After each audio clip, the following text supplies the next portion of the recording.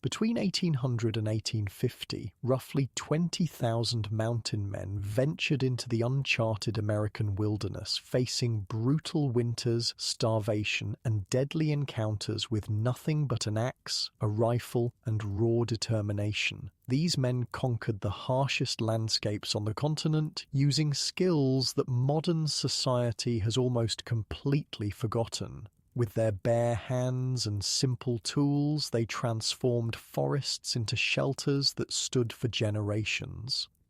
Here's what it was really like to build a cabin from scratch in the untamed wilderness. Hey, quick thing before we start. If you actually listen to these regularly, hit like or subscribe. I always wonder where everyone's at, so comment your city and what time it is. Weird to think some of you are having breakfast in London while I'm recording this at night here in the States. So, we're going back to the 1830s frontier tonight. But hold on, get comfortable first. I mean it. Fix your pillows, grab that blanket. This one's worth settling in for. Your eyes flutter open to darkness, not the comfortable darkness of your bedroom with streetlights leaking through the blinds. This is complete, absolute darkness, the kind that swallows you whole. It's a frigid October morning in 1834, somewhere in what will someday be Montana. Right now, it's just wilderness, a vast expanse of mountains and forest where the only law is survival. The ground beneath you is hard-packed dirt, frozen from the overnight chill. Your entire body aches from sleeping on it. Instead of your cozy mattress, you're lying on a bed of pine boughs that barely cushions you from the cold earth. Your wool blanket is stiff with frost and your breath forms clouds in the pre-dawn air. The fire you built last night is nothing but embers now. Your hands sting with fresh blisters as you push yourself up. The storm that's been brewing for days is closing in. Dark clouds loom over the distant peaks and the wind carries the sharp scent of snow. You've been in these mountains long enough to read the signs. This isn't just any storm, it's the kind that kills unprepared men. You have two choices. Build shelter today or freeze to death within a week. Most folks don't realize I learned this from an old journal I found in a historical society archive, that a mountain man had maybe 12 hours to get a basic cabin up once he decided winter was coming. 12 hours between life and death.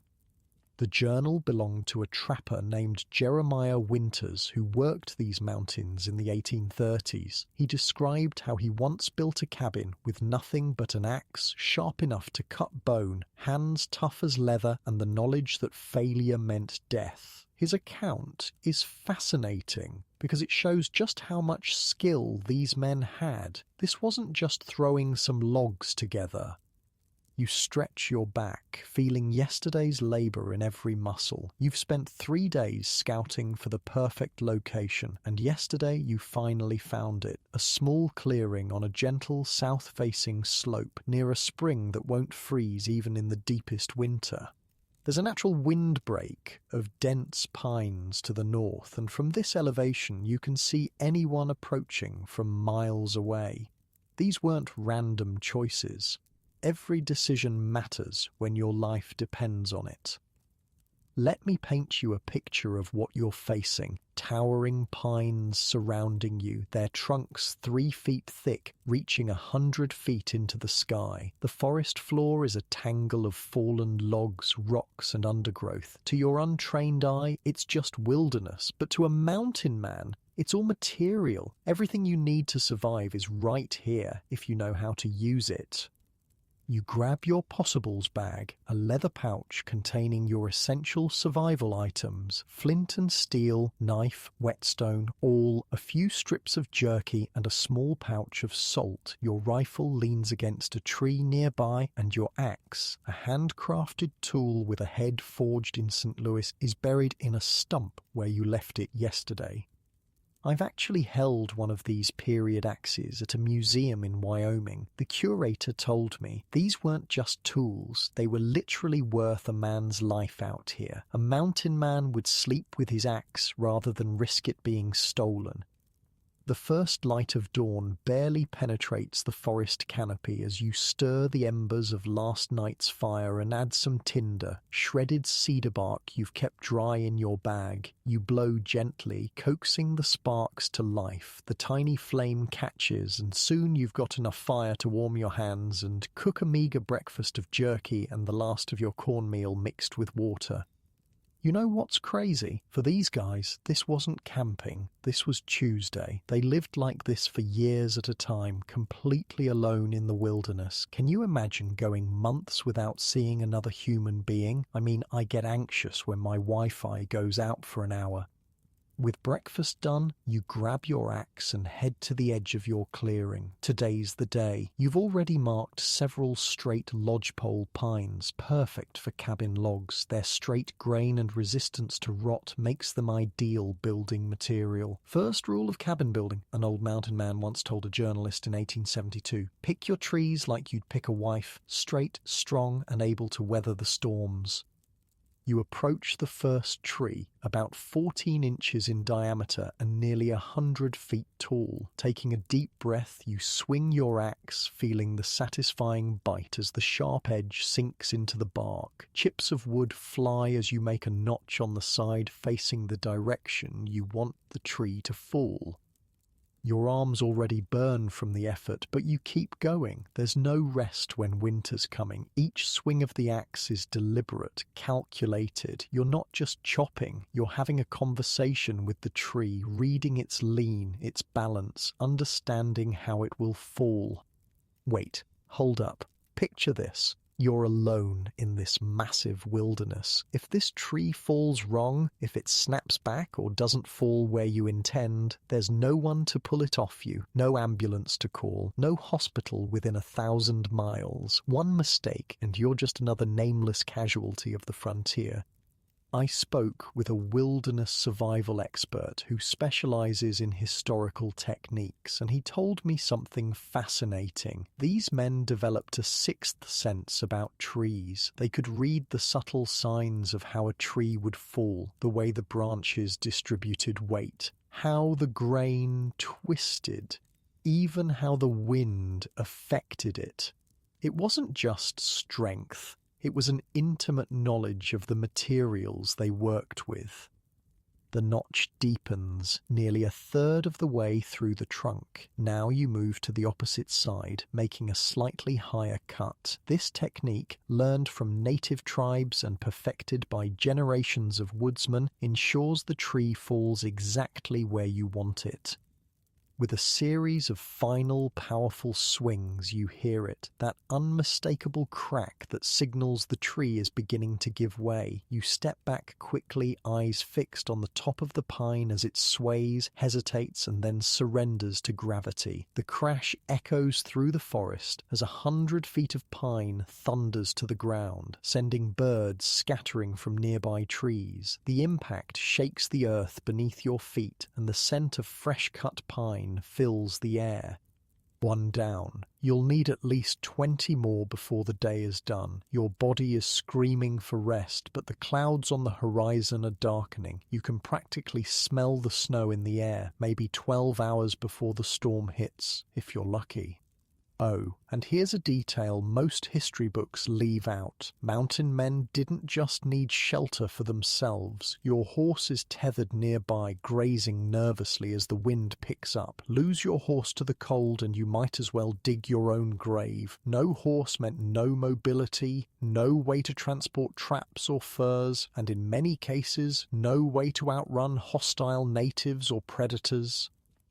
A wise trapper, one 1840s account stated, builds his horse shelter before his own. A dead trapper still has his horse. A live trapper without a horse soon becomes dead. Now you need to limb the fallen tree, cutting away all the branches to leave a clean trunk.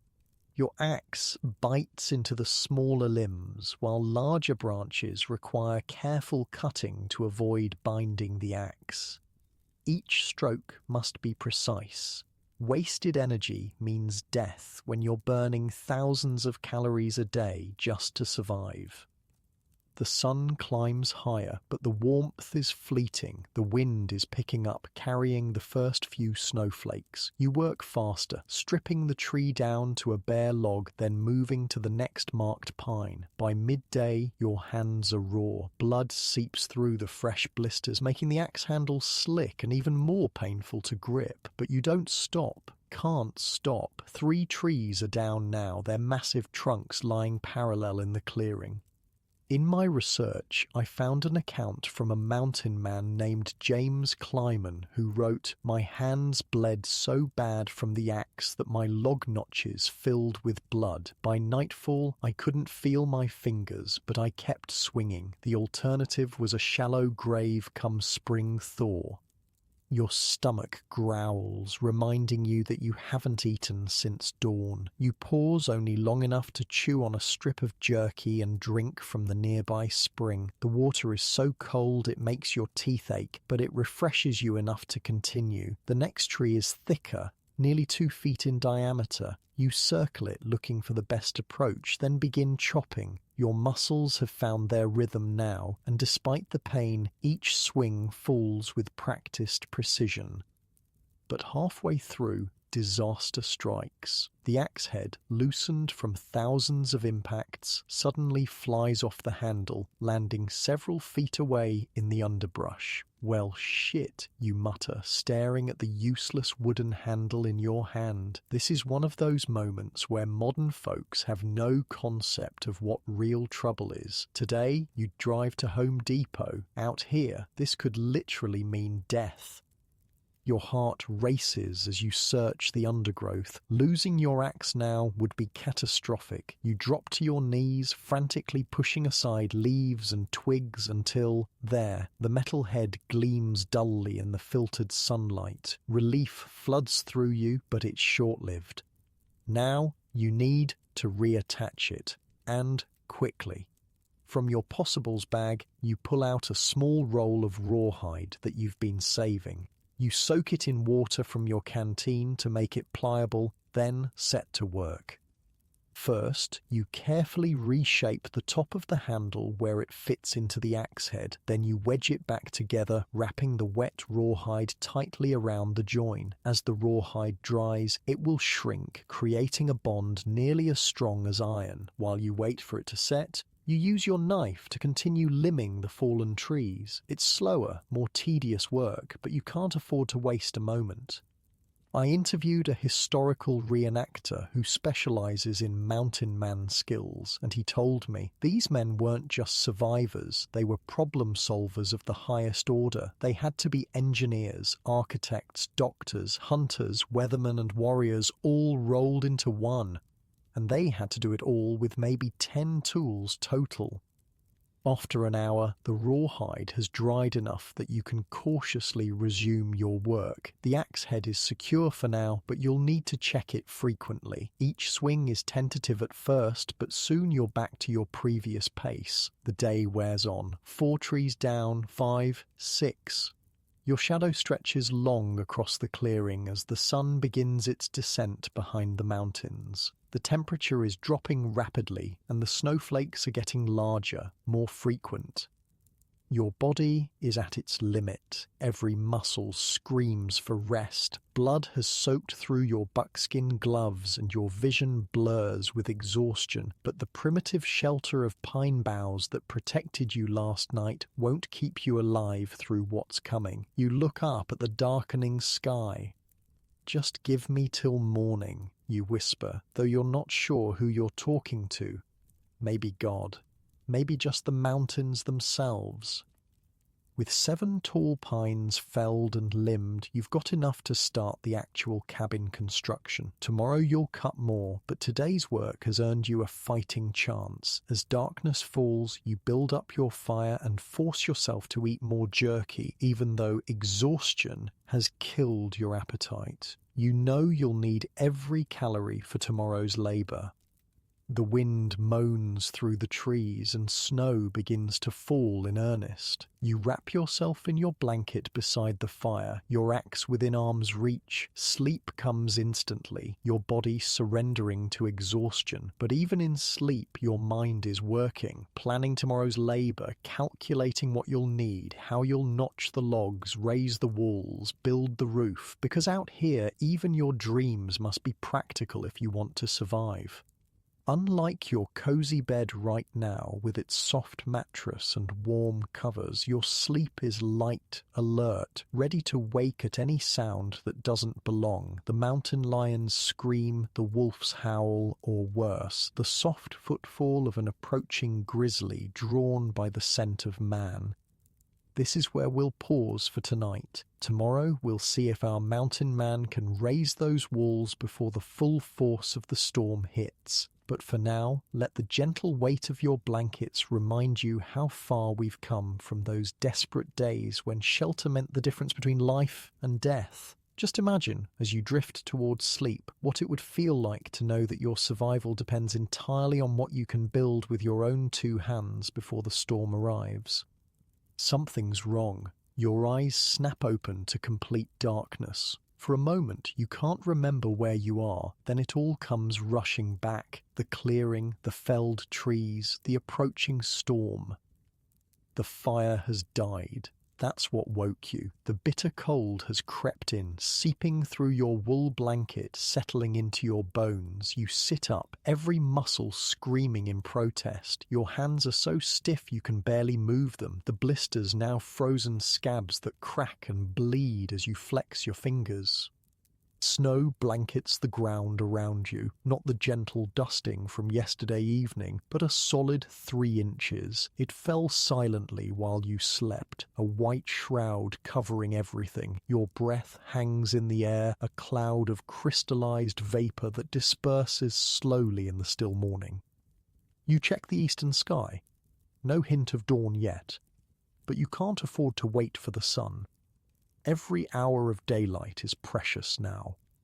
I read an account from a trapper named William Anderson who described waking up in similar conditions. My beard had frozen to my blanket. When I tore free, it pulled out a patch of whiskers. My spit turned to ice before it hit the ground. But I knew that if I didn't move, I'd be stiff as a board by sunup.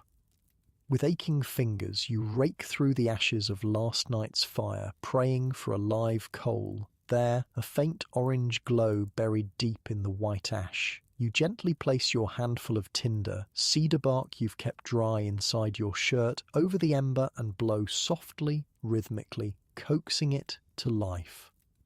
The spark catches, a tendril of smoke rising from the tinder. You add pencil-thin twigs, then slightly larger ones, building the fire methodically. Fire isn't just comfort out here, it's life itself. As the flames grow, you stand and stamp your feet, trying to force blood back into your numb toes. Every joint in your body feels like it's filled with ground glass, but you're alive, and as long as you're alive, you can build.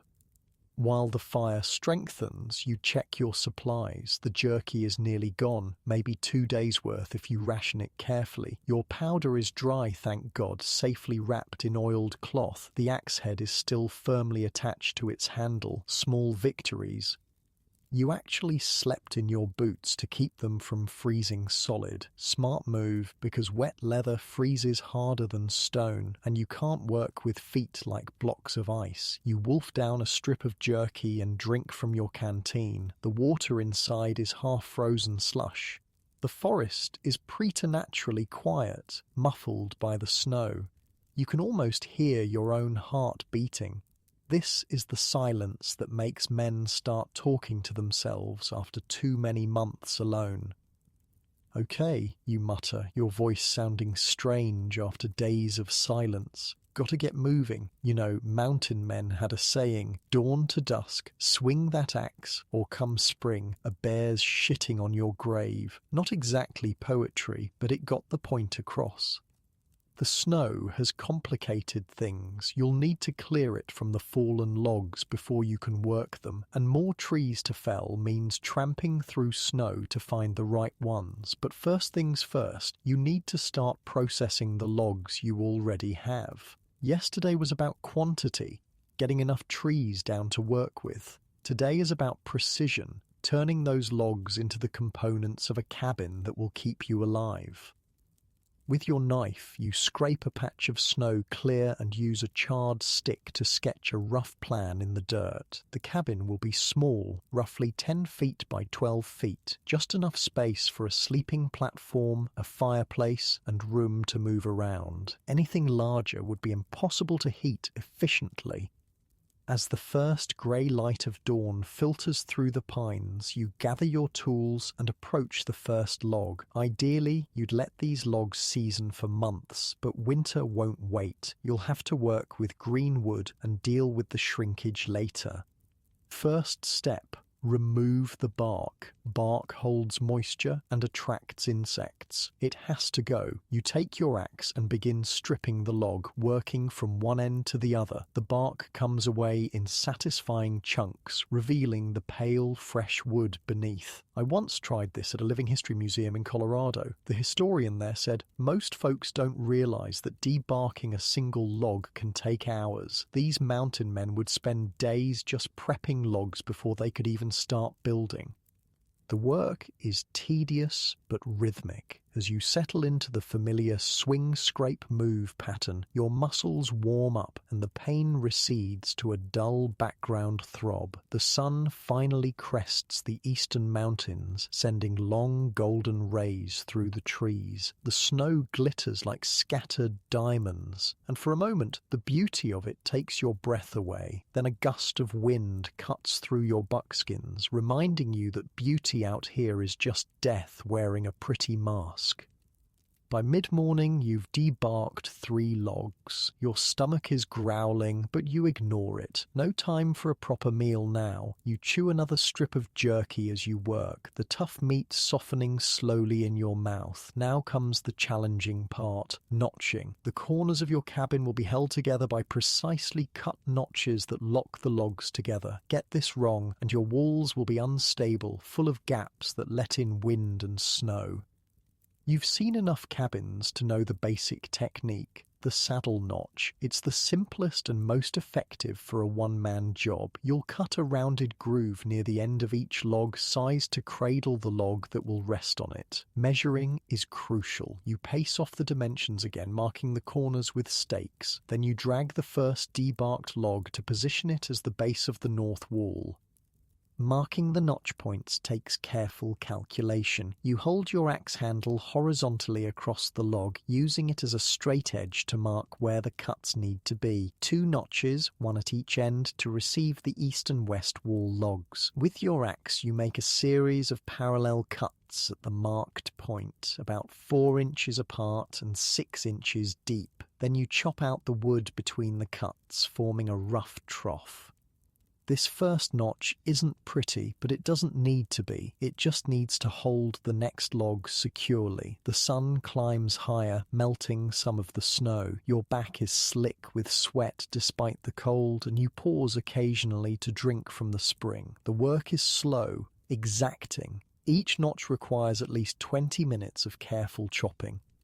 Hold up a sec. Let me paint you a picture of what's happening here. You're standing in a small clearing surrounded by towering pines. The mountains rise like blue giants in the distance. The fresh snow covers everything except the circle around your fire and the areas where you've been working. Your breath clouds in front of you. Your hands are raw, leaving smears of blood on the pale wood. Every few minutes you stop to wipe sweat from your eyes with a sleeve already stiff with frozen perspiration. A hawk circles overhead, riding the thermal currents, probably wondering what this strange 2-legged creature is doing. The only sounds are your axe biting into wood, your laboured breathing, and occasionally the distant howl of a wolf. This is what solitude really means. Not an hour without your phone. I'm talking complete isolation from humanity. It's just you, the mountains, and the knowledge that if you fail, no one will ever find your body. By noon, you've positioned and notched the 4 base logs, the foundation of your cabin. It's starting to take shape, a simple rectangle marked out on the snowy ground. But you're only just beginning. You need more trees. The 7 you felled yesterday aren't nearly enough. Looking at your progress, you estimate you'll need at least 15 more for the walls, plus more for the roof. You trudge through the snow, axe over your shoulder, searching for the right trees. Not just any tree will do. You need straight ones with minimal taper, ideally about a foot in diameter. Pines preferably for their straight grain and natural resistance to rot.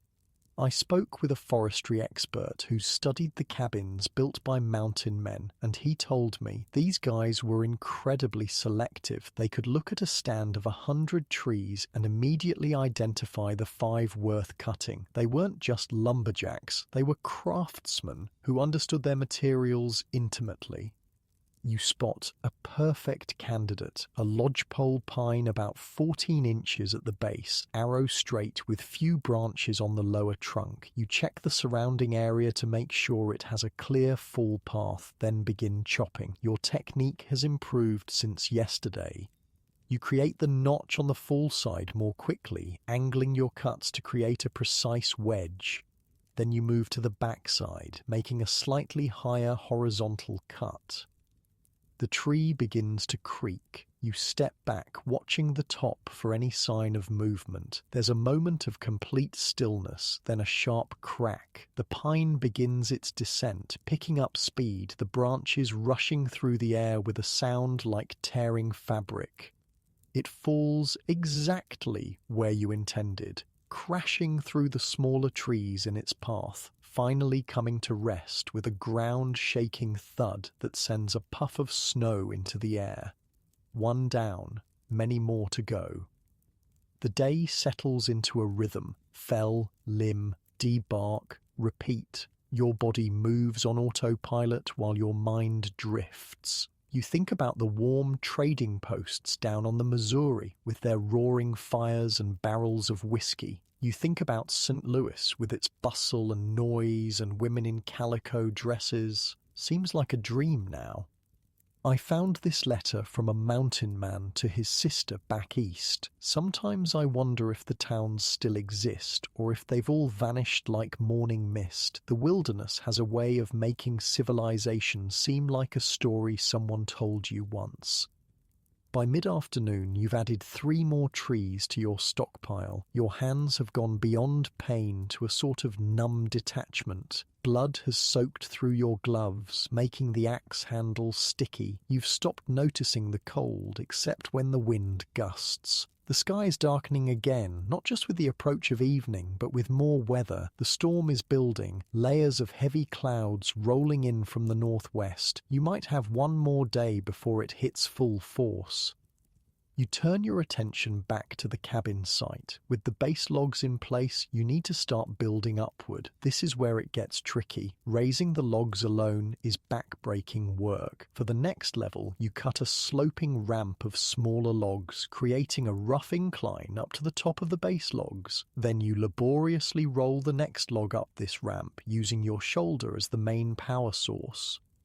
The first one nearly defeats you. Halfway up the ramp, the log shifts unexpectedly, almost rolling back over you. You leap aside just in time, watching as it crashes back to the ground, destroying part of your ramp. Son of a bitch, you snarl, kicking at the snow in frustration.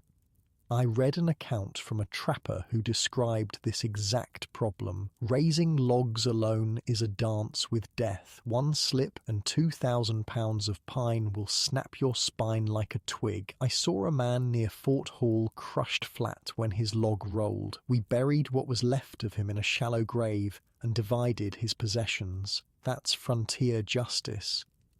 You rebuild the ramp, making it less steep, and try again. This time, you use a rope looped around the log to help control it as you roll it upward. Your progress is agonizingly slow, but the log finally reaches the top of the ramp and settles into the notches cut in the base logs. Success. One wall is now 2 logs high. The rest of the afternoon passes in a blur of sweat and strain. You manage to raise 1 more log on each wall before darkness begins to fall. The temperature drops with the sun and the wind picks up, driving icy needles of snow against your face. Your fingers are numb claws, your lips cracked and bleeding from the cold and dehydration. When you finally stop, your legs nearly buckle beneath you. The cabin is taking shape, a rectangle of logs 2 high, the beginnings of what will be your sanctuary against the coming winter, but it's nowhere near complete. At your current pace, you estimate 3 more days of work before it's even marginally habitable. The question is whether the storm will give you that long. You gather firewood, armloads of branches from the trees you felled, and build up your fire to a roaring blaze. Tonight will be colder than last night, and you need all the warmth you can get. Sitting by the fire, you pull off your gloves to examine your hands. They're a mess, blisters upon blisters, some broken and seeping, others swollen with fluid. Your palms are crisscrossed with cuts from bark and splinters. You pour a little precious water over them to clean away the blood and dirt, then hold them close to the flames, welcoming the stinging pain that means feeling is returning. Your muscles are trembling with exhaustion and hunger gnaws at your belly. You force yourself to eat sparingly, just enough jerky to keep your strength up. When that runs out, you'll need to hunt, but that's a problem for another day. As darkness settles fully over the forest, you wrap yourself in your blanket and lie down beside the fire. The day's work has left you too exhausted to worry about comfort. Sleep takes you almost instantly, dragging you down into blackness. But even in sleep, your mind is working, solving problems, planning the next day's labor, how to raise the walls higher, how to create the gable ends, how to fashion a roof that won't collapse under the weight of snow. Because out here, even your dreams have to be practical. The mountains don't care about your hopes or fears. They only respect preparation and grit. And as you sink deeper into sleep, the snow begins to fall again, silent and steady, covering your fallen logs, your tools, the entire clearing in a fresh blanket of white. Unlike your warm bed now, with its soft pillows and controlled temperature, your sleep is restless, half alert. One ear always listening for the approach of danger, one hand never far from your rifle. But for now, you've survived another day. In the wilderness, that's victory enough. The wall of logs is beginning to rise, a testament to human determination against the indifferent force of nature. Tomorrow will bring new challenges, the most difficult part of the build, but for now, rest. Gather your strength. The cabin that stands between you and death is taking shape. Log by grueling log, a sound wakes you. Not the wind, not an animal, something else. You lie perfectly still, eyes closed, listening. There it is again, the distinct crunch of snow under a moccasin. Someone's approaching your camp. Your hand slides to your rifle, fingers wrapping around the cold metal of the barrel. Out here, visitors are rarely friendly. It could be Blackfoot warriors who've killed more than a few trappers in these mountains. Could be claimed jumpers looking to steal what little you have. Could even be a rogue grizzly, though they should be denning up by now. The footsteps pause. Then a voice calls out, rough but distinctly human. Hello, the camp, coming in friendly. You sit up slowly, rifle ready but not aimed. Show yourself. 2 figures emerge from the tree line, their breath clouding in the cold morning air. Men in buckskins, each with a rifle and an axe, trappers by the look of them. One's tall and lanky with a greying beard that reaches his chest. The other's shorter, stockier, with a face so weathered it looks carved from the mountains themselves. Name's Fitzgerald, says the tall one. This here's Cooper. Spotted your smoke yesterday evening. Thought we'd check if you was alive or dead. I've read Dozens of trapper journals, and this was more common than you'd think. In the vast wilderness, trappers would sometimes seek each other out, especially before winter. Safety in numbers, sharing of skills, and honestly, probably just to hear another human voice after months of isolation. You lower your rifle slightly, but keep it close. Trust comes hard in the mountains. What brings you boys this far up? Cooper spits a stream of tobacco juice into the snow. Beaver, creek down yonder's lousy with 'em, but that storm coming ain't no joke. Saw you was building, figured maybe we could lend a hand, make it go faster. You study them carefully. Their gear is worn but well maintained. No signs of desperation that might make them dangerous. And truth be told, you could use the help. Coffee's ready if you want some, you say, nodding toward your small fire. It's as close to a welcome as you're going to give. You know what's funny? I found this letter in a historical archive where a mountain man wrote to his brother, met two fellows building a cabin near the Yellowstone. We helped raise their walls in exchange for coffee and conversation. Neither of us mentioned how we nearly shot each other at first light. Some things don't need saying out here. Fitzgerald and Cooper hunker down by your fire, accepting the tin cups of black coffee you offer. The liquid is bitter and strong, boiled multiple times from the same grounds, but hot. Out here, that's luxury enough. As dawn breaks fully, you study your new companions. Both men have the hard, lean look of those who've survived multiple winters in the high country. Their buckskins are patched and stained, their faces wind-burned and etched with lines, but their eyes are clear and alert, the eyes of men who've learned to see danger before it sees them. That's a good start you got there, Fitzgerald says, nodding toward your half-built cabin. But them walls need to be higher before that storm hits proper. Cooper grunts in agreement. Reckon we can get it done today if we all pitch in. You're not a man who trusts easily, but survival trumps suspicion. And 3 men can accomplish in a day what would take you 3 on your own. Got tools for all of us, you ask? Cooper pats the axe hanging from his belt. Never go anywhere without old Betsy here. Fitzgerald stretches his lanky frame and stands. Let's get to it then. Daylight's burning. I interviewed an expert on frontier cooperation at the Wyoming Historical Society, and she told me these temporary partnerships were crucial for survival. Men who might normally compete for trapping territory would come together to build cabins, hunt, or fight off threats. Then they'd go their separate ways, sometimes without even learning each other's real names.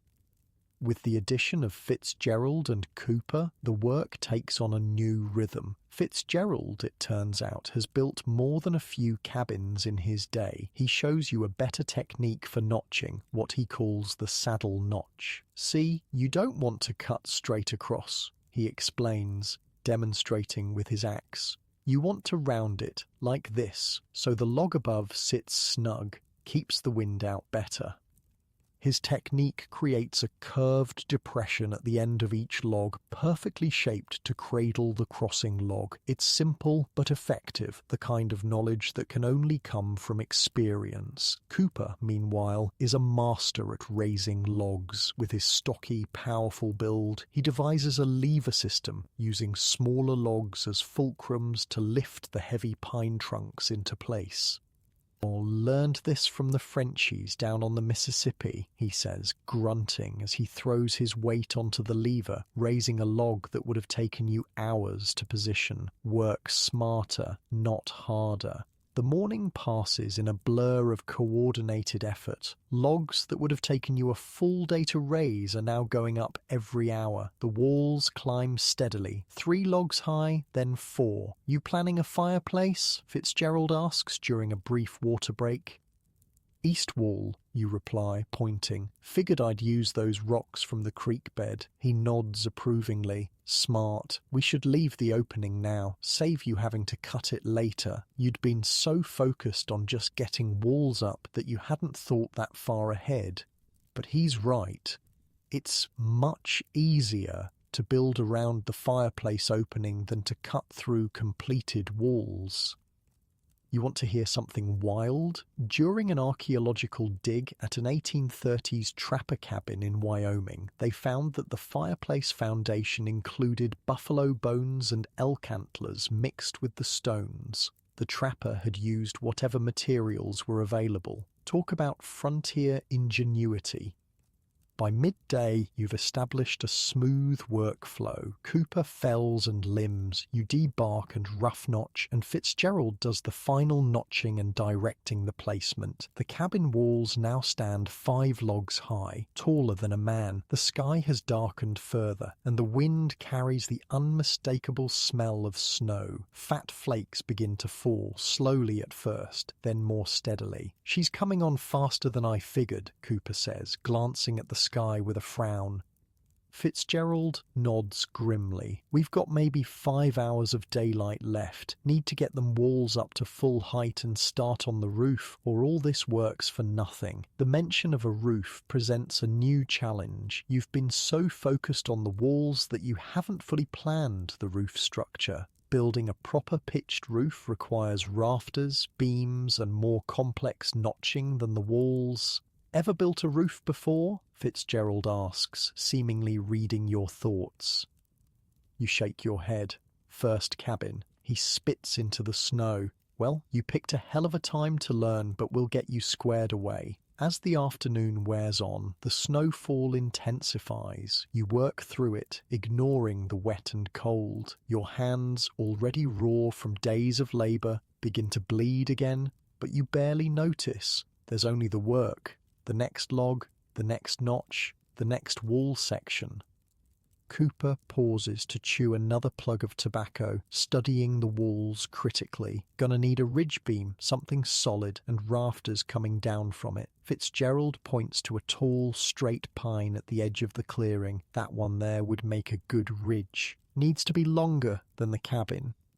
The 3 of you tackle the designated tree, a massive pine nearly 2 feet thick at the base. With Cooper and Fitzgerald working in tandem on opposite sides, the tree falls in minutes rather than the hour it would have taken you alone. "Now for the tricky part," Fitzgerald says, wiping sweat from his brow despite the cold. "We need to get this big bastard up on top of them walls."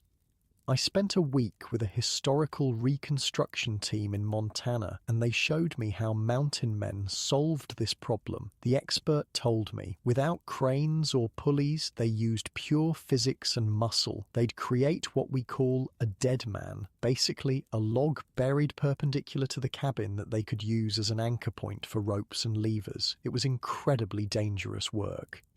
Cooper surveys the site, then points to a spot about 20 feet from the cabin. "We dig a hole there, bury a log halfway as an anchor, use ropes to guide the ridge beam up while we push from below." It's an ingenious solution, though labor-intensive. The 3 of you spend the next hour digging through the frozen ground to create the anchor point, then setting up the lifting system. "Ground's harder than a whore's heart," Cooper grunts as his axe bounces off the frozen earth.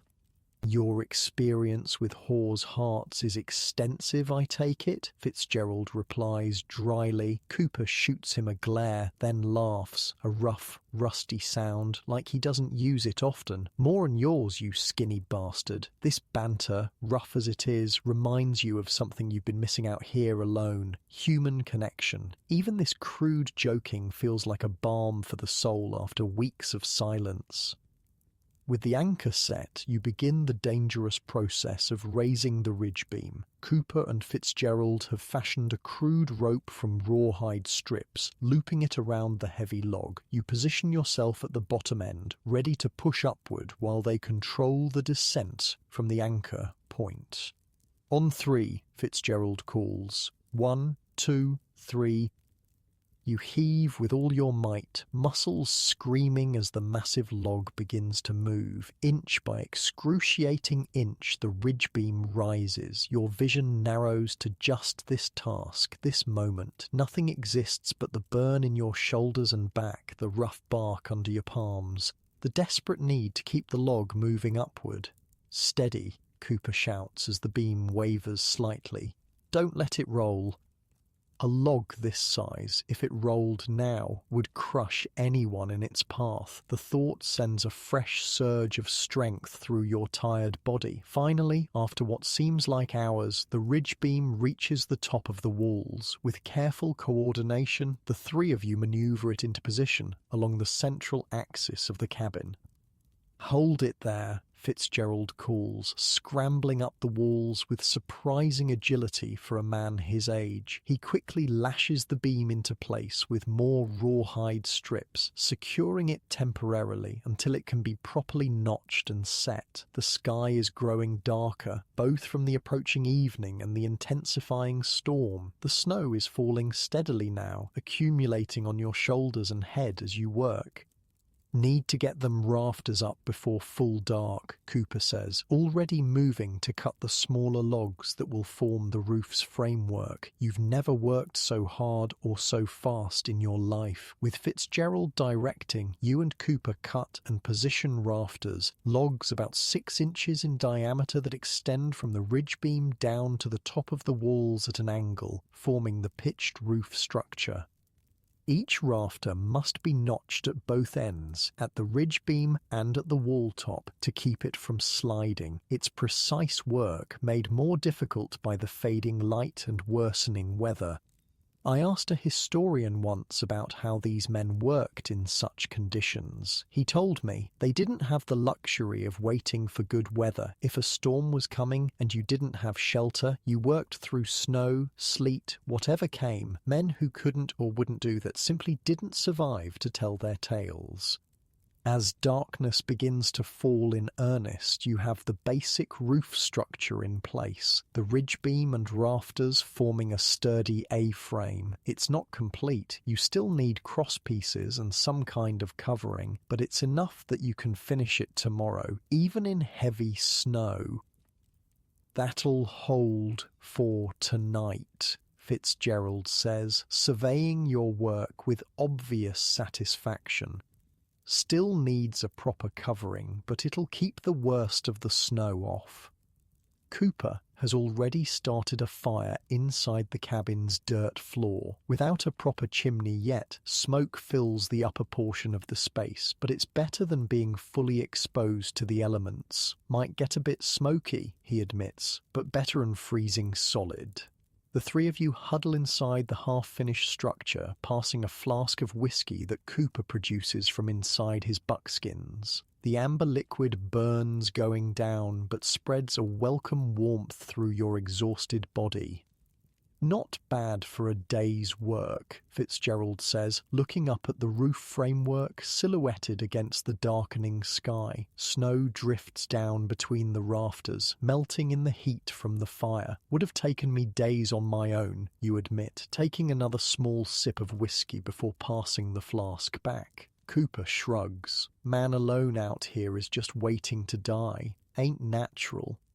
There's truth in his words. Humans are social creatures, even the most independent mountain men. Complete isolation for too long can wear down even the strongest spirit. I read this fascinating letter from a trapper to his wife back east. "Today, 3 strangers help me build my winter cabin. Tomorrow they'll be gone, and I may never see them again. But for one day, I remembered what it was to be part of mankind, not just a solitary animal in these mountains."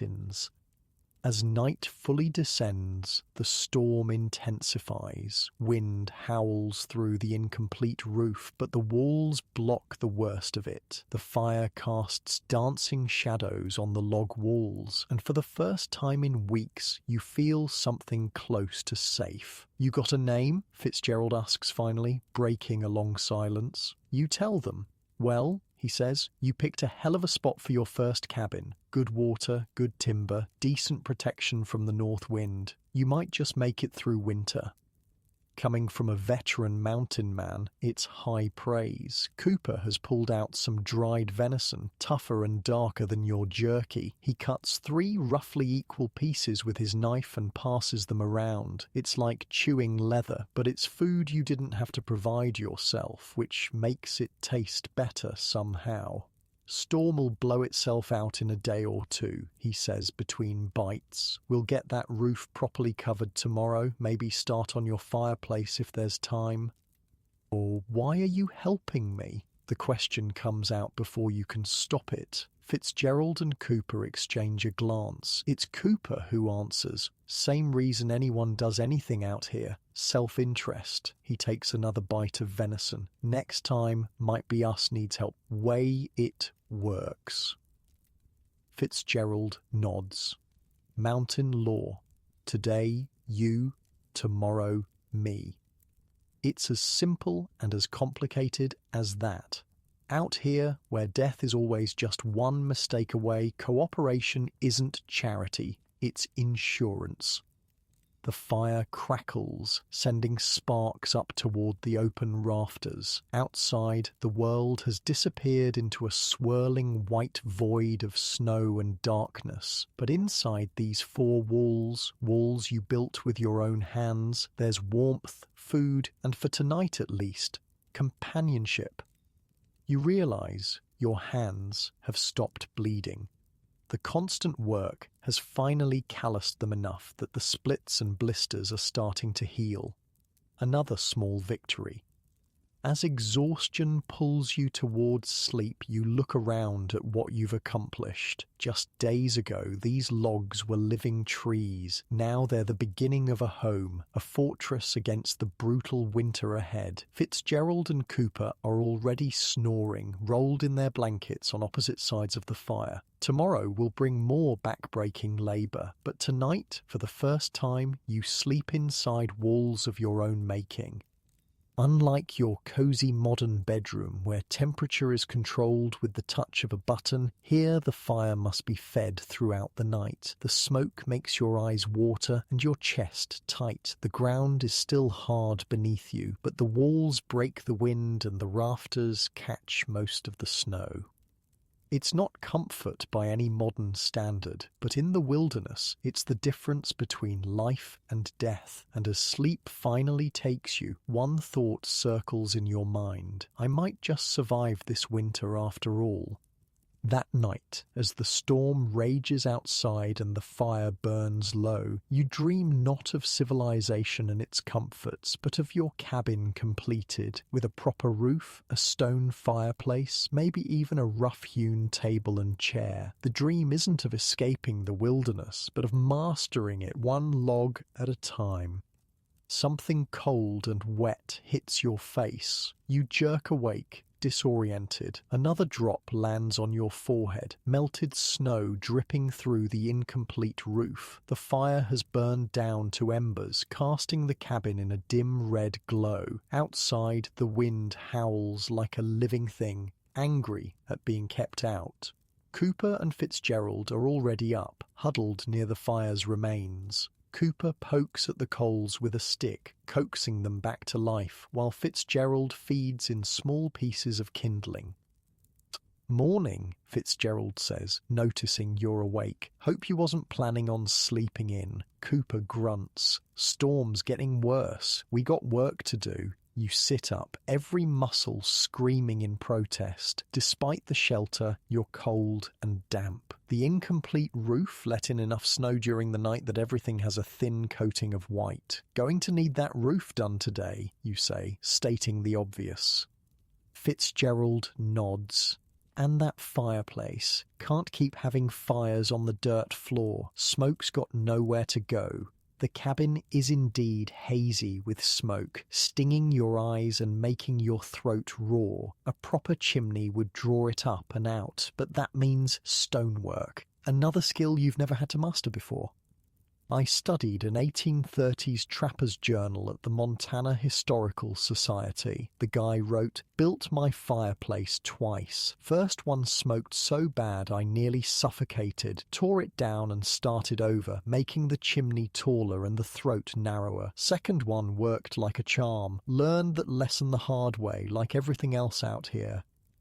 You chew the last of your jerky for breakfast, washing it down with melted snow heated over the rekindled fire. Cooper produces more dried venison from his pack, sharing it without comment. The meat is tough but nourishing. Fitzgerald, meanwhile, has a small pouch of parched corn that he mixes with hot water to make a sort of porridge. He offers you a spoonful, which you gratefully accept.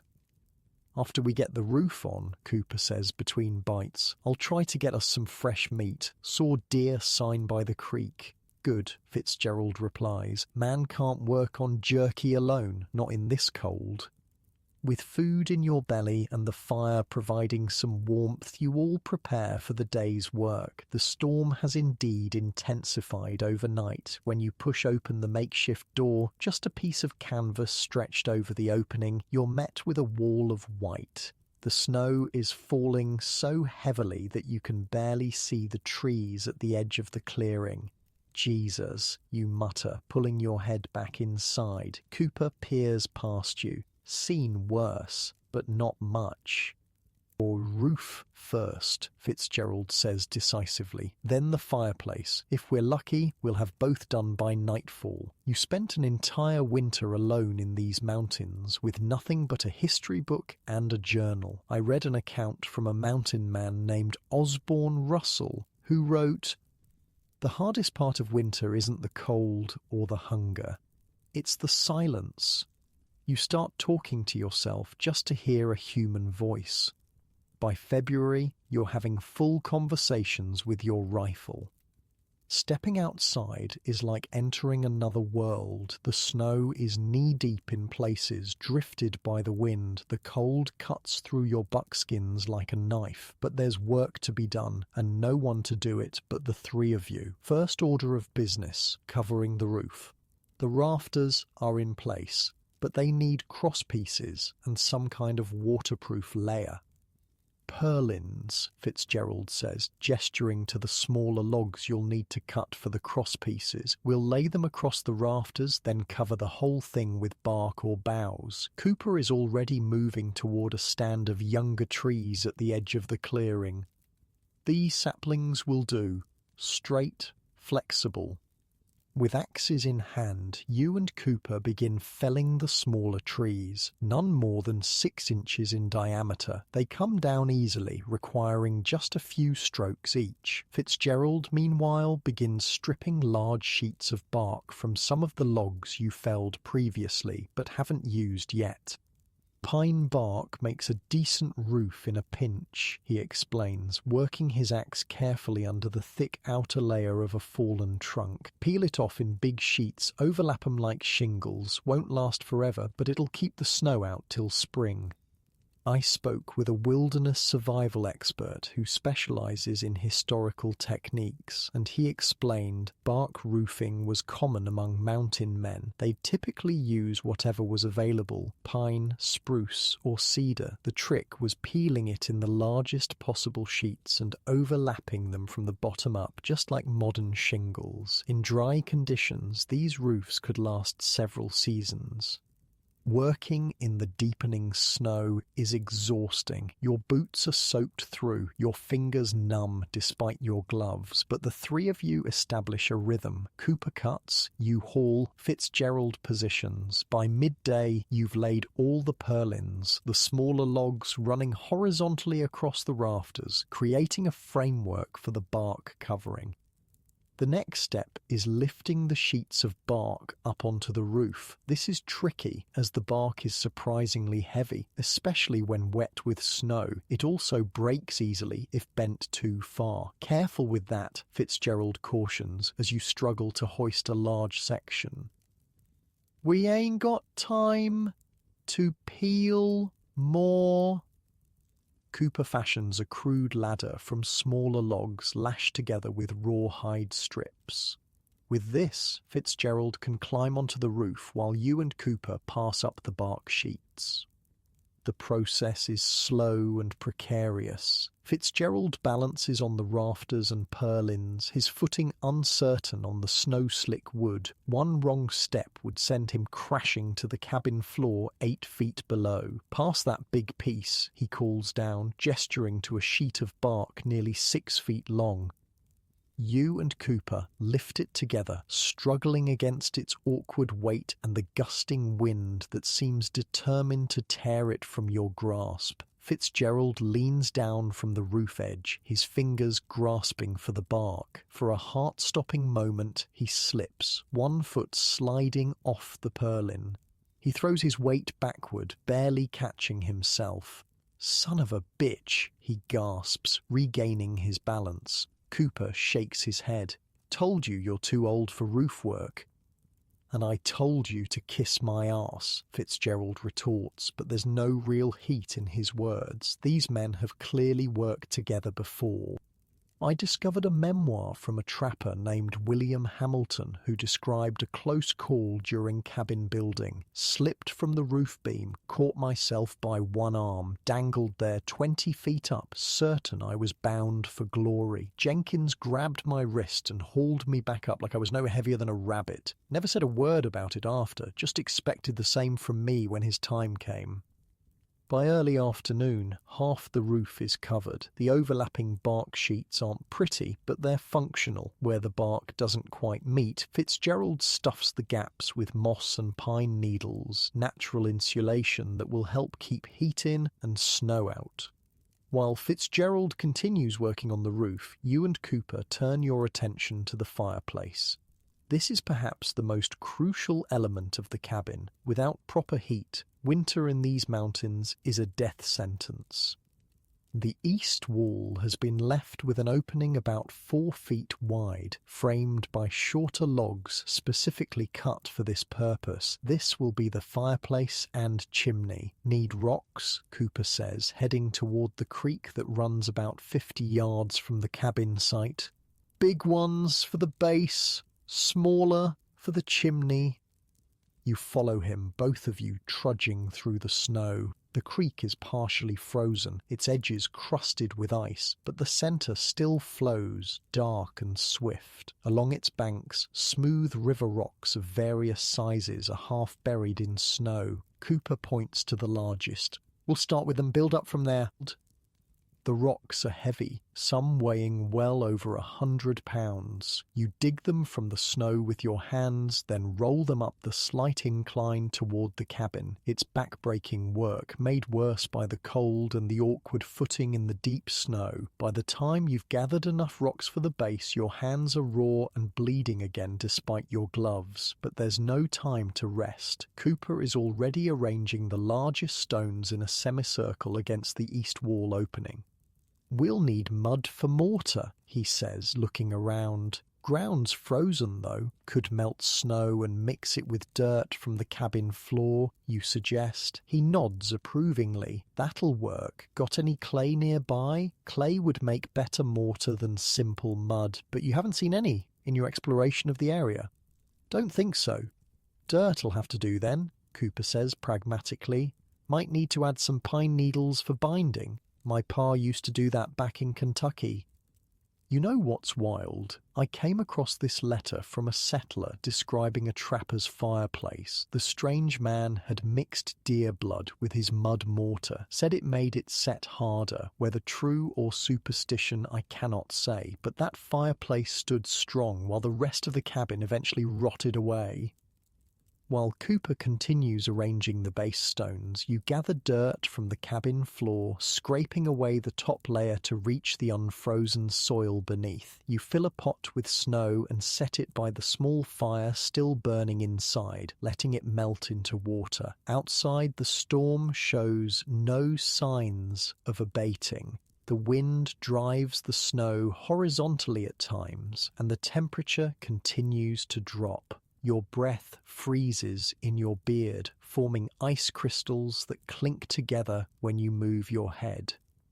Fitzgerald has nearly finished the roof, working methodically from one end to the other, overlapping each bark sheet with the next. Despite the conditions, his work is precise, born of years of experience. "Almost done up here," he calls down. "How's that fireplace coming?" "Getting there," Cooper replies, not looking up from his stonework. You mix the melted snow with the dirt, creating a thick, sticky mud. Following Cooper's suggestion, you add a handful of pine needles, stirring them in with a stick. The resulting mixture isn't pretty, but it holds together when you squeeze it. "That'll do," Cooper says when you bring it to him. He scoops a handful and begins packing it between the stones, creating a crude but effective mortar. The base of the fireplace takes shape, a semicircular arrangement of large flat stones extending about 2 feet into the cabin. On this foundation, Cooper begins building upward, using progressively smaller stones. "Need a good deep firebox," he explains. "Heat bounces off the back wall, radiates into the cabin, too shallow, and all your heat goes up the chimney." I interviewed a historical reconstruction specialist who told me the angle of the firebox was crucial. Mountain men learned, often through trial and error, that the back wall should angle forward slightly as it rises. This reflects more heat into the room. It's a principle we still use in modern fireplace design. As the afternoon wears on, your work falls into a steady rhythm. Cooper builds the fireplace stone by stone. You mix more mud mortar and fetch more rocks from the creek. Fitzgerald completes the roof covering and begins working on a proper door, a simple but solid affair made from split logs lashed together with rawhide.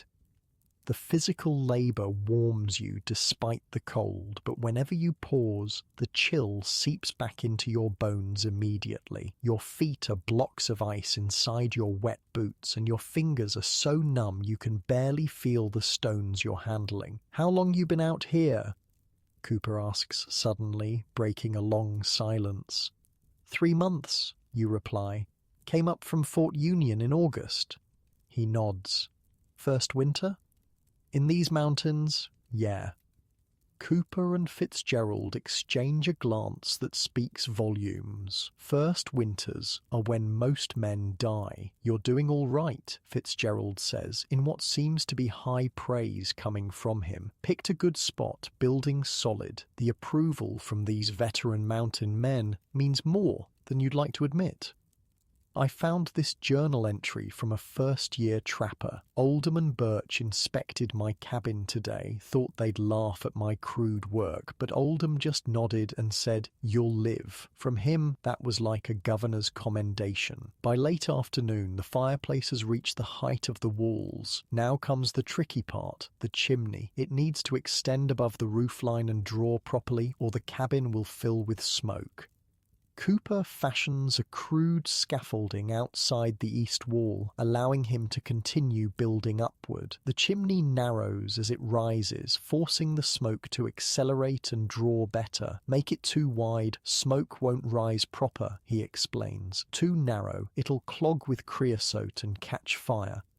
Inside, you line the firebox with the flattest stones you could find, creating a relatively smooth interior that will reflect heat efficiently. The back wall angles forward slightly, following Cooper's instructions. As daylight begins to fade, far too early this time of year, Fitzgerald completes the door and hangs it on leather hinges. It's rough work, but it swings freely and, most importantly, will keep out the wind and cold.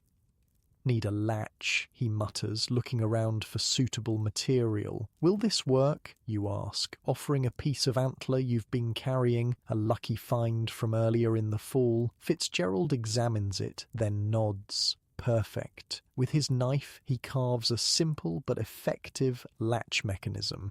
The antler piece pivots on a wooden peg, dropping into a notch to secure the door closed.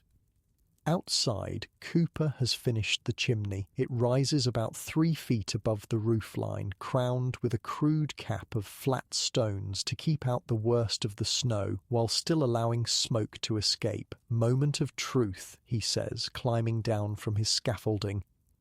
Inside, you lay a fire in the new fireplace, small at first, to let the mud mortar dry gradually. All three of you watch anxiously as the flames catch. For a moment, smoke billows into the cabin and your heart sinks. But then, as the fire grows stronger, the smoke begins to draw upward, pulled by the draft of the properly constructed chimney. "There she goes," Fitzgerald says with satisfaction as the smoke disappears up the chimney, leaving the cabin air relatively clear for the first time. It's a triumph, small in the grand scheme of things perhaps, but monumental in your current circumstances. You have walls to break the wind, a roof to keep out snow, and now a fireplace that provides both heat and cooking capability. Cooper grins, the first genuine smile you've seen from him. "Reckon we earned our supper." While the new fireplace heats the cabin, Cooper heads out to check the snares he set earlier near the creek. He returns within the hour, snow-covered but triumphant, carrying a pair of snowshoe hares. "Fresh meat," he announces, holding up his prize. The prospect of something other than jerky and dried venison is almost dizzying. Your mouth waters as Cooper expertly skins and cleans the hares, then spits them on green sticks to roast over the fire. The aroma that fills the cabin is intoxicating, rich, wild, and profoundly satisfying. The three of you sit around the fireplace, watching the meat brown slowly, fat dripping and sizzling on the hot stones below. When the hares are done, Cooper divides them with his knife. A leg and portion of back meat for each of you. There are no plates, so you eat with your fingers, the hot, flavorful meat burning your tongue in your eagerness. It's the best meal you've had in months. I read a letter from a mountain man to his sister back east. "You would laugh to see us eat, Eliza. No china, no silver, not even a table. Just three rough men squatting by the fire, grease running down our beards, gnawing meat from the bone like wolves. And yet, I tell you true, no fancy dinner in St. Louis ever tasted so fine as fresh rabbit in a cabin you built with your own hands."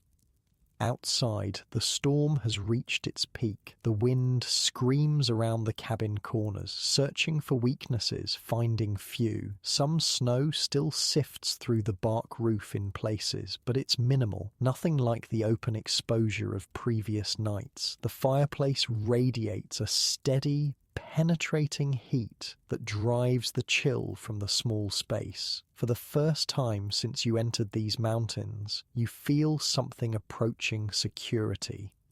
Fitzgerald pulls out his tobacco pouch, offering it around. You and Cooper each take a small pinch, savouring the luxury. The three of you sit in companionable silence, smoking and watching the fire. "You boys heading back to your own camp tomorrow?" you ask finally. Cooper glances at Fitzgerald, who shrugs. "Storm might keep up another day. No point fighting through it if we don't have to. Could help you finish up in here. Floor, sleeping platform, maybe some shelves, basics." The offer is generous, especially from men who have their own preparations to make for winter, but that's the way of things out here. Today, you, tomorrow, me. "Appreciate it," you say simply. As night deepens and the fire burns low, you make your sleeping arrangements. The dirt floor is still hard, but it's dry now and warm from the fireplace. You spread your blankets near the fire, feeling genuinely comfortable for the first time in days. Cooper and Fitzgerald do the same, positioning themselves so all three of you form a rough semicircle around the hearth. Outside, the wilderness may howl and rage, but in here, in this space created by human hands from the raw materials of the forest, there is shelter, there is safety. As you drift towards sleep, you look up at the roof, a latticework of rafters, purlins, and bark visible in the firelight. Water no longer drips on your face. The wind no longer cuts through your blankets. The smoke rises properly up the chimney instead of filling the room. These simple comforts, taken for granted in civilization, feel like miracles here in the wild. Your last thought before sleep takes you is that you've crossed some invisible threshold. You're no longer just surviving in the wilderness, you're beginning to live in it. Unlike your modern home, with its insulated walls and central heating, this cabin is still crude and primitive, but it's shelter of your own making, crafted with your own hands from the forest around you, and that makes all the difference. Tomorrow will bring more work, endless work, the reality of mountain life, but tonight you rest in the knowledge that the worst of the storm can no longer reach you. You're building more than a cabin here. You're building a life. You wake to unfamiliar silence. The howling wind that's been your constant companion for days has finally stopped. The storm has passed. Light filters through the small gaps in the bark roof, casting dappled patterns on the dirt floor. The fire has burned low during the night, but the cabin has retained its warmth remarkably well. Cooper and Fitzgerald are still sleeping, their snores creating a strange duet in the morning quiet. You rise silently, adding a few sticks to the fire. The flames catch quickly, sending new warmth through the small space. Outside, through the single small window opening covered with an oiled piece of rawhide, you can see a world transformed. Everything is white, pristine. Snow blankets the clearing in drifts that reach halfway up the cabin walls in places. "Storm's done," Fitzgerald says behind you, his voice rough with sleep. He sits up, stretching his lanky frame. "Gonna be cold as a witch's tit today, though," Cooper grunts, rolling over. "What's for breakfast? I'm hungry enough to eat my moccasins." Despite the crude conditions, there's something deeply satisfying about this moment. The cabin, your cabin, has withstood its first storm. The roof held, the chimney drew properly, the walls kept out the worst of the wind. It's far from finished, but it protected you through the night. I found this amazing diary entry from a trapper named Hugh Glass, who wrote, "First morning in my own cabin after the storm broke. Never thought 4 walls and a roof could feel like a palace. Damn near cried into my coffee like some soft town boy. Breakfast is the last of the rabbit from last night, reheated over the fresh fire. The meat is even better after sitting overnight. The flavours more concentrated. You eat silently, savouring each bite, knowing that food will be a constant concern in the months ahead." He's right. A proper floor is more than comfort. It's another layer of protection against the cold and wet that kill more mountain men than bullets or bears ever did. "Got enough straight logs for floor joists?" Fitzgerald asks, glancing around at your remaining timber. "Should have," you reply. "Cut more than I needed for the walls." "Good," he nods. "We'll get on that after we dig ourselves out a bit." The first order of business is clearing a path from the door. The snow has drifted against it, piling nearly 4 feet high. Cooper uses a flat piece of bark as a makeshift shovel, cutting through the drift to create a narrow passage. The cold hits you like a physical blow when you step outside. The storm may have passed, but it's left behind temperatures that would freeze spit before it hit the ground. The sky above is a hard, brittle blue, without a cloud in sight. Your breath creates a fog around your face that quickly turns to ice crystals in your beard. Despite the brutal cold, the scene has an undeniable beauty. The forest surrounding your clearing is transformed into a crystalline wonderland, every branch coated in white, the snow sparkling like scattered diamonds in the morning sun. "Gotta admit," Cooper says, pausing in his shoveling to survey the landscape, "don't get views like this back in St. Louis. Pretty don't keep you warm, though," Fitzgerald replies practically. "Let's get that floor in." You honestly wouldn't believe how tricky proper floor construction was for these guys. When I visited the Mountain Man Museum in Wyoming, the curator showed me a reconstructed cabin floor and explained they didn't have the luxury of milled lumber. Every board had to be split by hand using an axe and wedges, a process called riving. It was incredibly labor-intensive and the results were far from perfect. Back inside, you begin by measuring and marking where the floor joists will go. These are the support beams that will hold up the floor itself, running perpendicular to the long axis of the cabin. They need to be spaced evenly, about 2 feet apart, and somehow attached to the bottom logs of the walls. Best way is to notch the sill logs, Fitzgerald explains, pointing to the lowest logs of the cabin walls. Cut depressions for the joists to sit in, keeps everything level. With Fitzgerald directing, you and Cooper take turns wielding the axe, carefully cutting notches into the sill logs. It's precise work, requiring concentration and a steady hand. Each notch needs to be the same depth, or the floor will end up uneven. Once the notches are cut, you drag in the logs you've selected for joists, straight pines about 6 inches in diameter. These need to be flattened on top to provide a level surface for the floor planks. This is done with the axe, carefully hewing away the curved upper surface of each log to create a flat plane.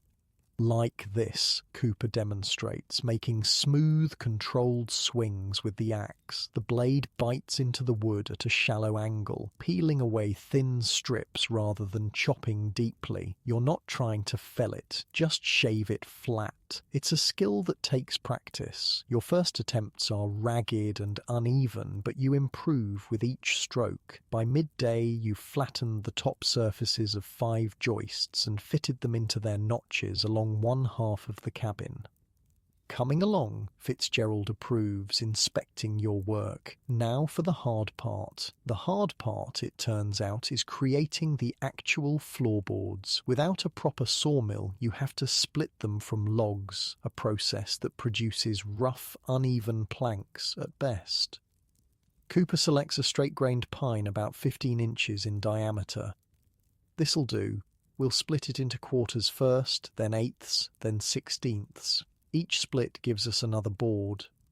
Using axes and wooden wedges, you begin the laborious process of splitting the log. Cooper drives the first wedge into the end grain with the back of his axe, then adds a second when the split starts to widen. Slowly, methodically, you work more wedges down the length of the log until, with a final groan of tearing wood fibers, it splits neatly in half. Got a good grain on this one, Cooper says with satisfaction. Makes the job easier. I read an account from a pioneer woman who watched her husband and brothers build their cabin. She wrote, the men spent an entire day splitting just one log for floorboards. By nightfall, their hands were bleeding and they had only 8 rough planks to show for their labor. Yet they counted it a good day's work. The process continues. Each half is split again and then again until you have rough planks about 2 inches thick. These are still wildly uneven, the split sides jagged with splinters and torn fibers. Need to smooth these a bit, Fitzgerald says, running his hand over the rough surface of a plank. Won't be pretty, but should at least be flat enough to walk on without catching splinters big as your finger. This is done with the axe again, used almost like a plane to shave down the high spots and rough edges. It's slow, painstaking work, but gradually the planks begin to take on a more uniform appearance. By late afternoon, you've created enough floorboards to cover about half the cabin floor. These are laid across the joists, their edges butting against each other as closely as possible. They're not nailed down. Nails are far too precious to use on a floor, but their weight keeps them relatively stable. Good, Cooper says, stomping on the new floor to test it. Solid. The difference is immediate and striking. The rough planks may not be pretty, but they lift you off the cold, damp earth. The feeling of a solid floor beneath your feet after weeks of sleeping on dirt is surprisingly emotional.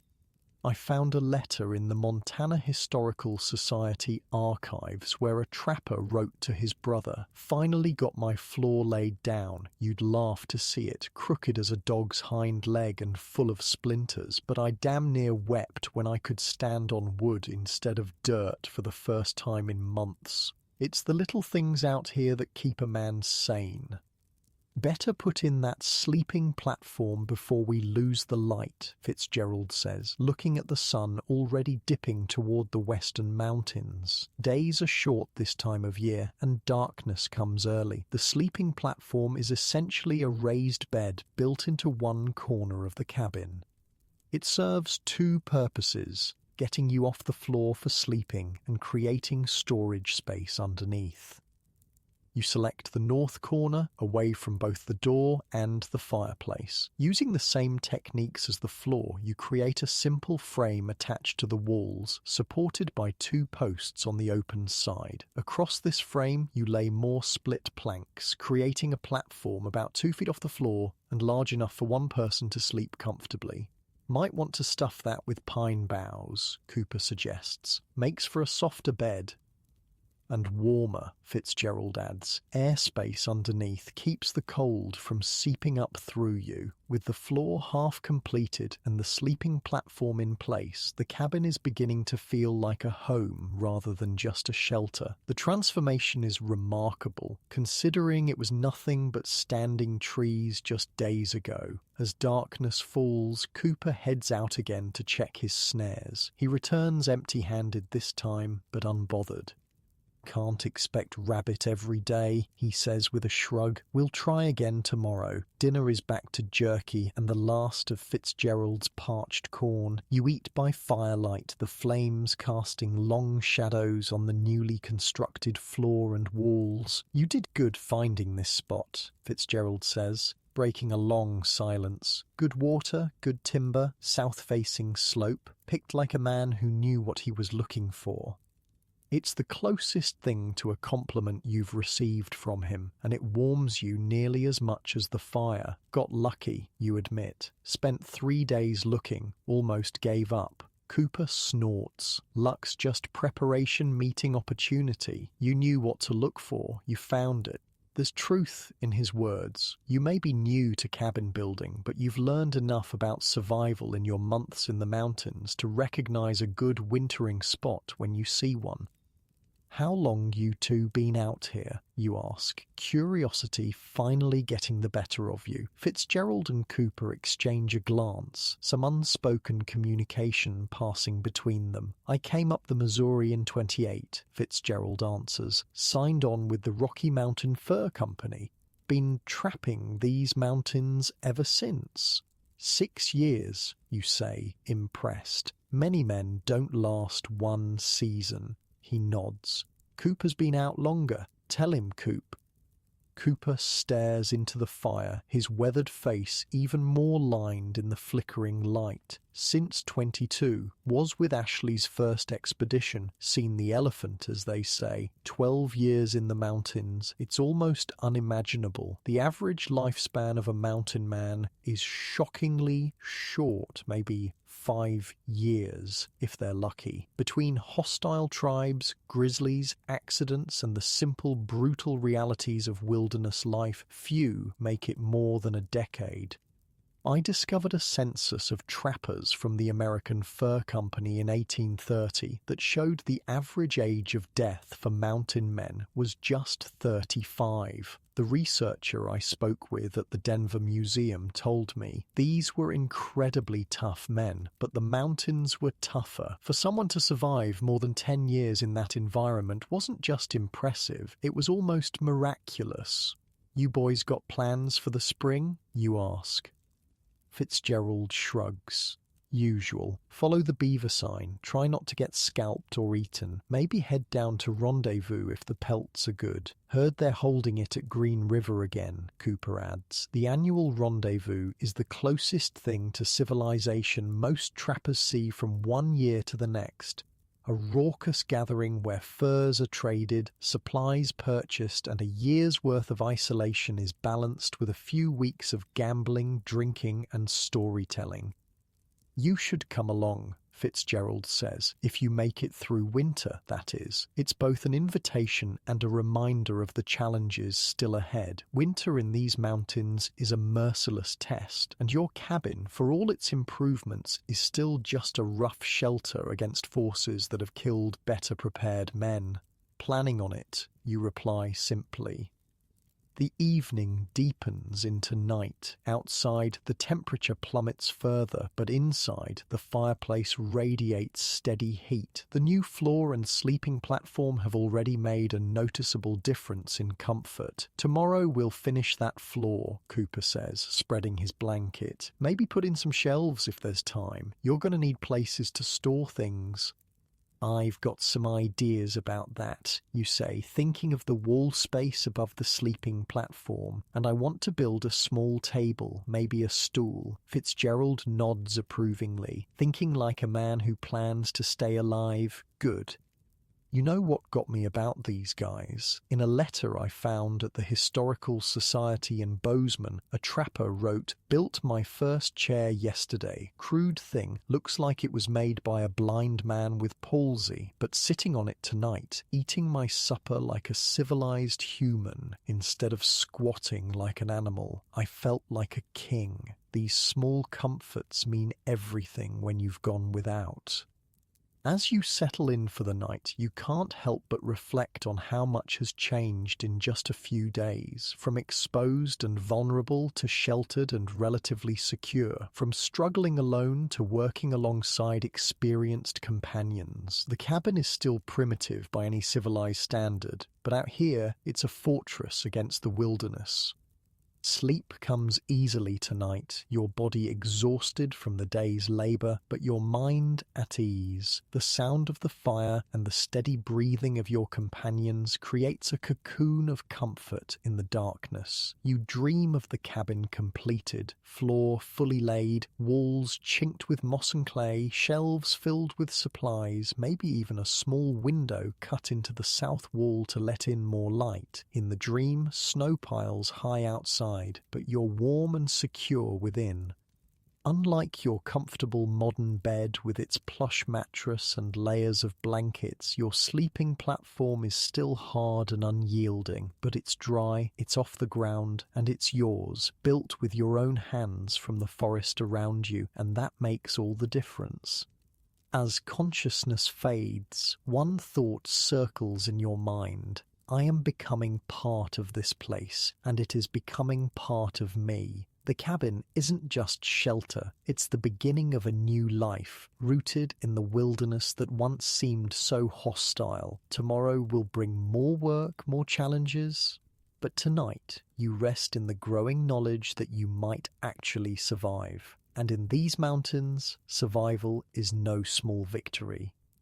The night deepens, the fire burns low, and the cabin holds the three of you in its rough embrace, a tiny island of humanity in a vast sea of wilderness. Outside, the stars wheel overhead, brilliantly clear in the frigid air. Wolves call from a distant ridge, their howls echoing across the snow-covered valley. But inside there are walls of your own making, a roof overhead, a floor beneath, and the promise of tomorrow.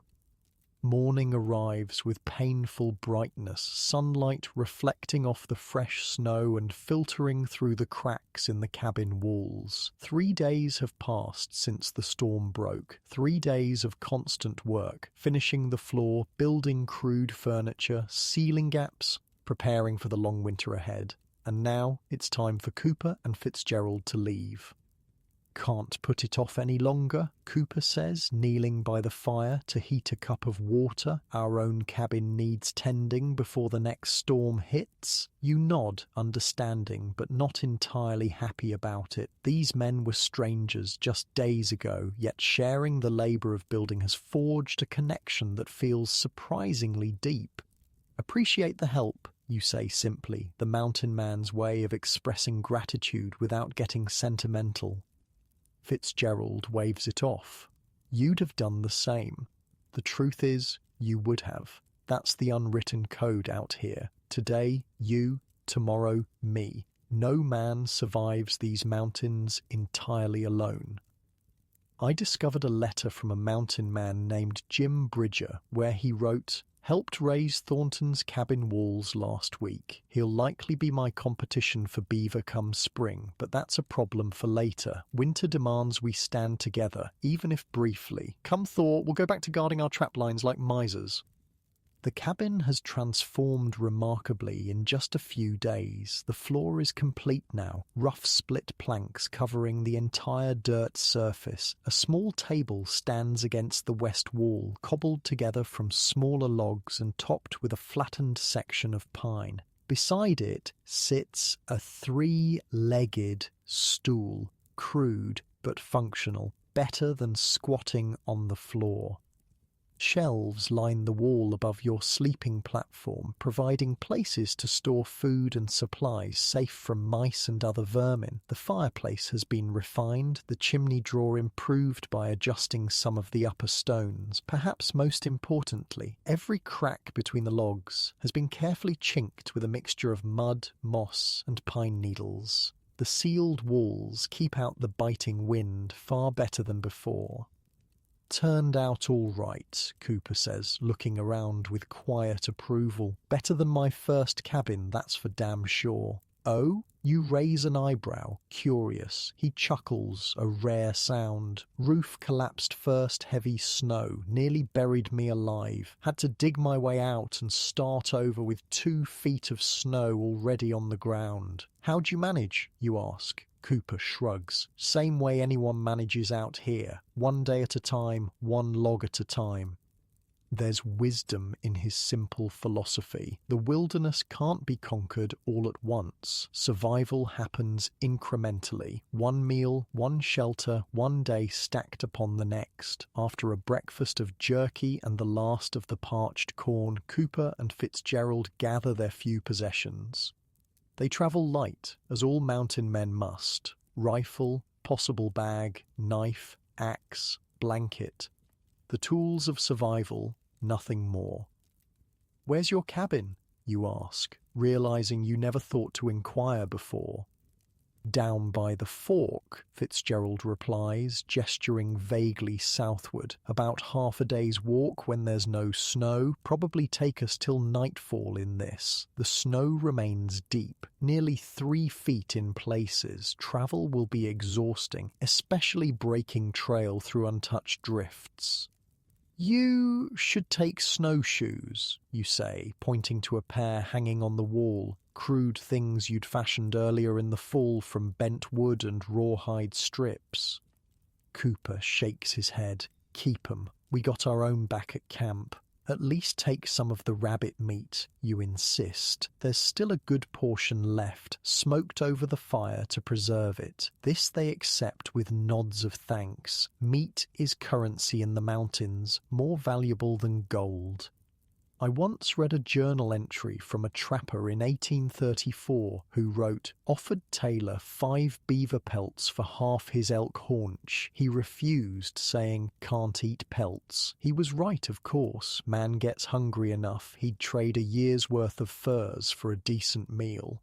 At the door, Fitzgerald pauses. "Might check in on you if we're passing through. Make sure you ain't froze solid." It's as close to expressing concern as a mountain man gets. You nod, understanding the sentiment behind the gruff words. "Doors always open," you reply, "except when it's closed against the cold." Cooper actually laughs at that, a short, barking sound. "Reckon we've turned him into a proper mountain man, Fitz, already making terrible jokes." With final nods and brief handshakes, rare physical contact in a world where men typically keep their distance, they depart. You watch from the doorway as they trudge through the deep snow, following the crude path you've all worn between the cabin and the creek. They don't look back. That's not the way out here, and just like that, you're alone again. The cabin feels larger somehow without their presence. and quieter. You close the door against the cold and lean your back against it, surveying your domain. It's still crude by any civilized standard. Rough logs, dirt showing through gaps in the floor planks, smoke stains already darkening the ceiling around the chimney. But it's solid. It will keep you alive through the winter if you're smart and a little lucky. Now comes the next phase, preparing for the long isolation ahead. Here's a sobering fact. I found records from fur company registers showing that approximately 1 in 5 mountain men died during their first winter alone. The most common causes weren't dramatic attacks by bears or hostile tribes. It was starvation, illness, or simple accidents, with no one around to help. With Cooper and Fitzgerald gone, your first priority is food. The remaining rabbit meat will last only a day or two. After that, you'll need to hunt or trap regularly to survive.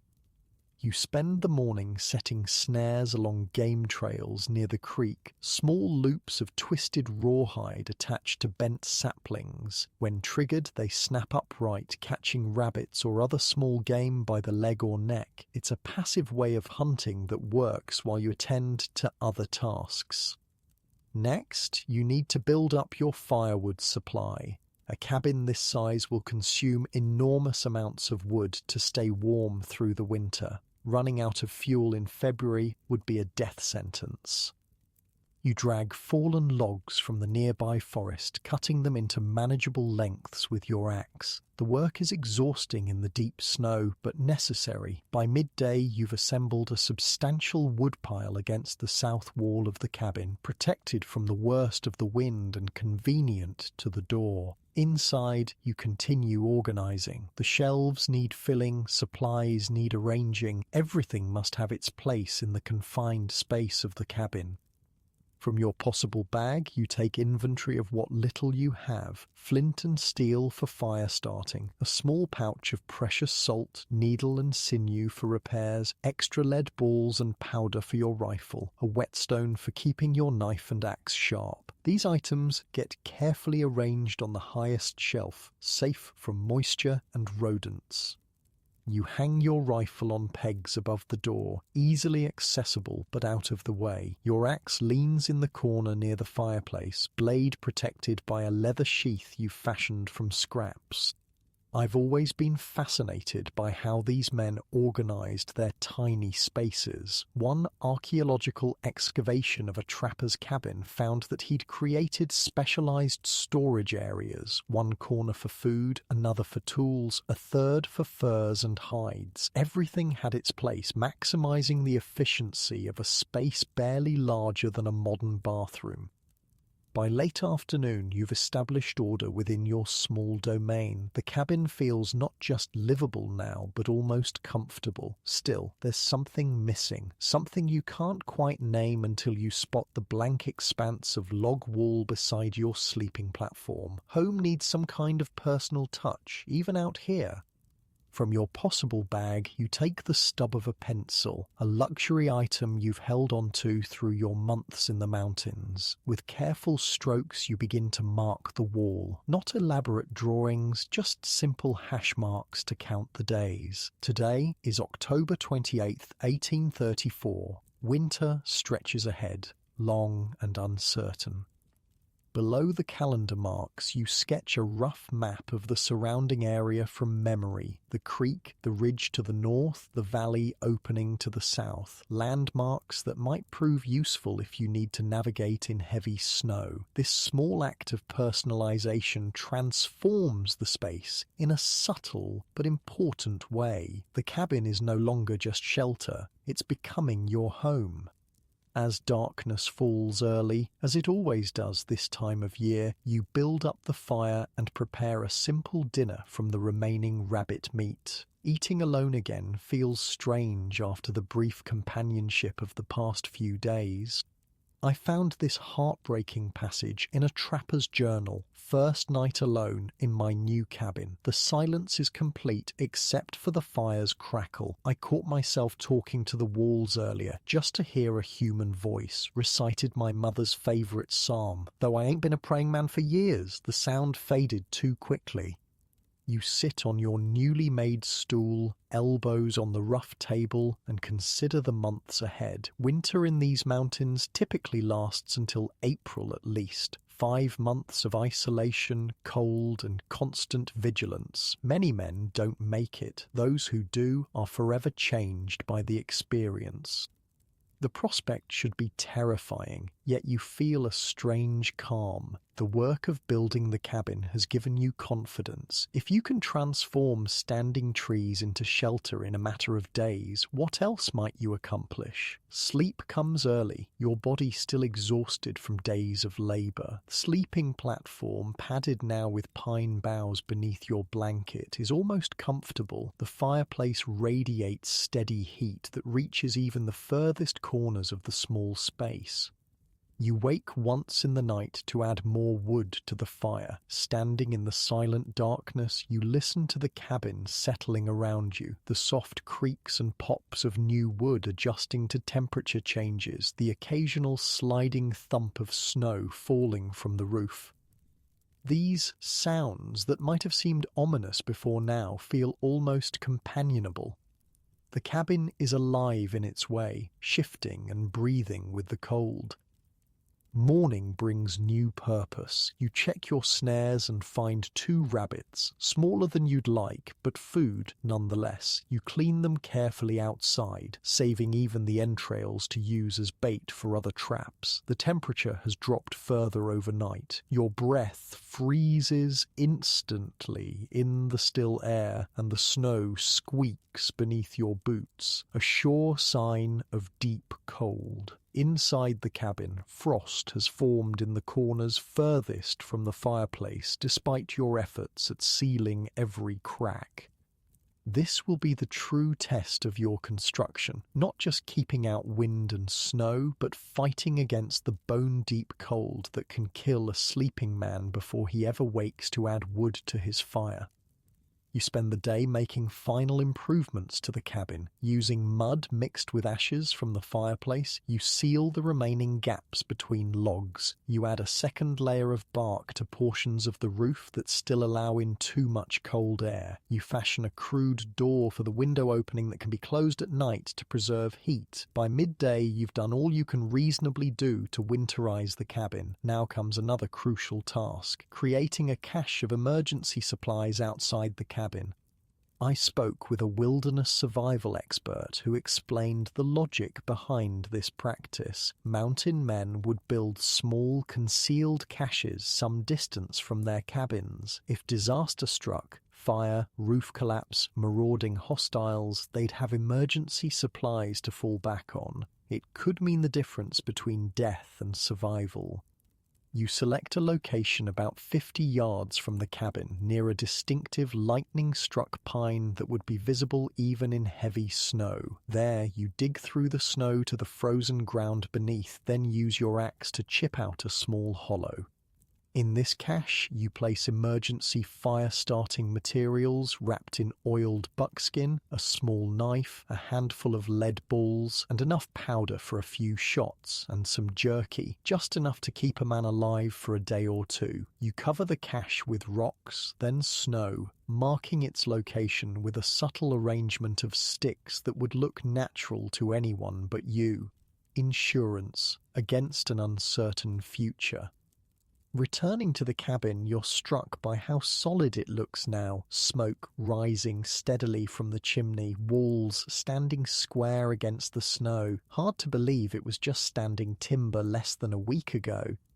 Inside, you add wood to the fire and settle in for the evening. The early darkness of winter means long nights ahead, hours to fill before sleep comes. In time, you'll need to develop routines to maintain your sanity through the isolation. Some men whittle or carve, others keep journals, still others simply sit and think, turning memories over like precious stones. For now, though, you're content to simply be, to feel the warmth of the fire, to listen to the soft hiss and pop of burning pine, to know that you've created this sanctuary through your own effort and will. I found a letter from a mountain man to his brother back east that captures this feeling perfectly. Strange to say, Thomas, but I feel a deeper satisfaction in this crude cabin I built with my own hands than in any fine house I ever entered. Every log, every stone in the fireplace, every plank in the floor represents my own labour, my own choices. There is profound peace in that knowledge, even amidst the hardships.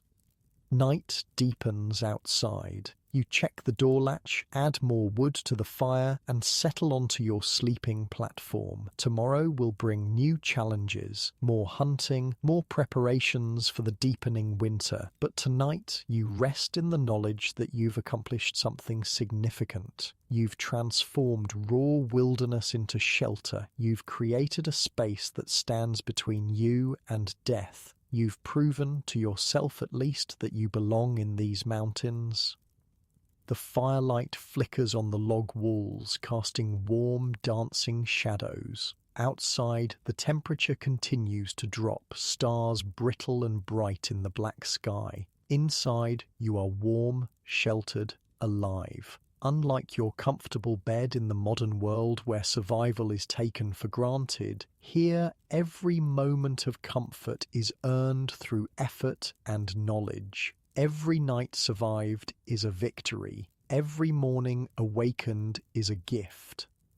As sleep begins to claim you, your thoughts drift to Cooper and Fitzgerald. They should have reached their own cabin by now, perhaps sitting by their own fire, planning their own winter. Come spring, your paths might cross again at rendezvous, or perhaps while working the same stream for beaver.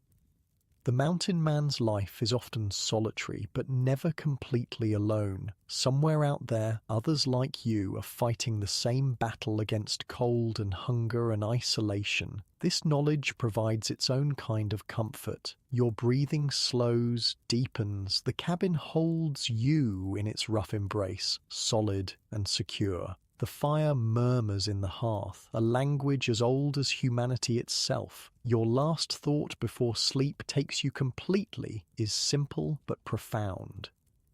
I built this. With these hands, I built this. And as you drift into dreams, perhaps your thoughts mingle with those of the person listening to this story, warm and comfortable in their own bed, separated from the harsh realities of mountain life by centuries of progress.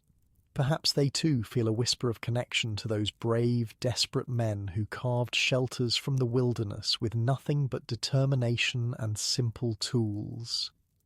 Perhaps they too can appreciate the profound satisfaction of creating something that sustains life, something that stands between fragile humanity and the indifferent forces of nature. And perhaps as sleep gently overtakes them, they'll carry with them a deeper understanding of what it meant to build a home in the wild, one log at a time.